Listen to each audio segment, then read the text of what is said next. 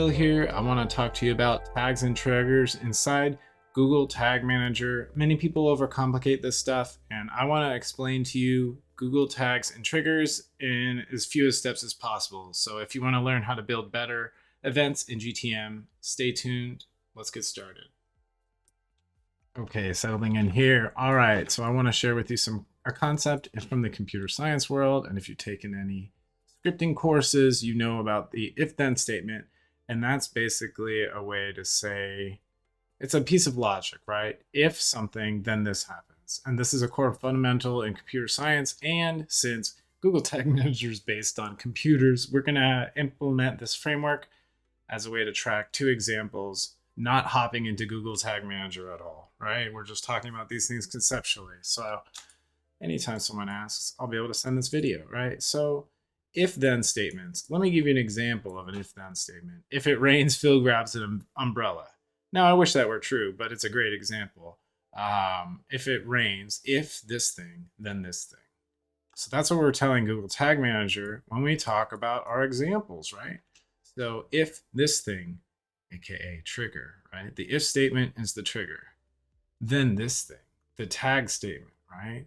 So we have a lot of play as far as what we can configure this trigger as and what we can configure this tag as.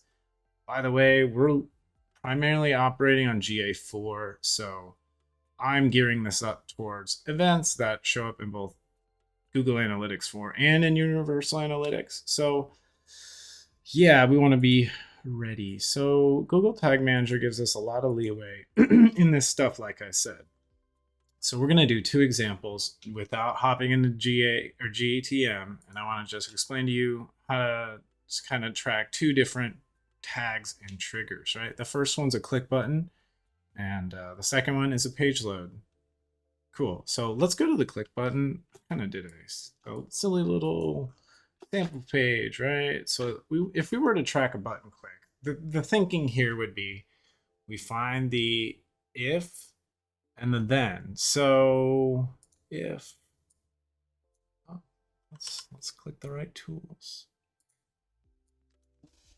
If button click, and we would find something unique about this button click that we could tell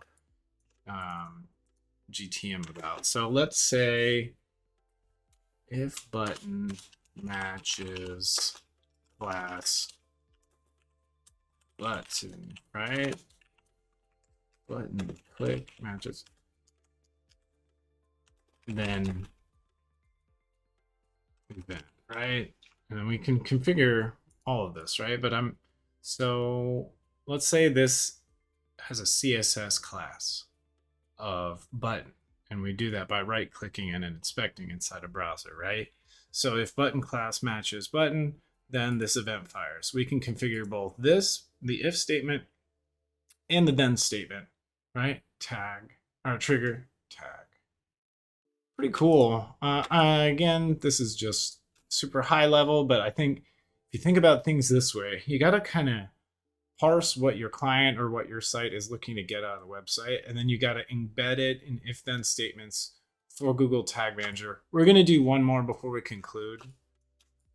All right, awesome. If this page is loaded, by the way, I'm not a huge fan of thank you page, conversion tracking and event tracking right now, so just quick heads up on that. So if thank you page is loaded, then thank you page event.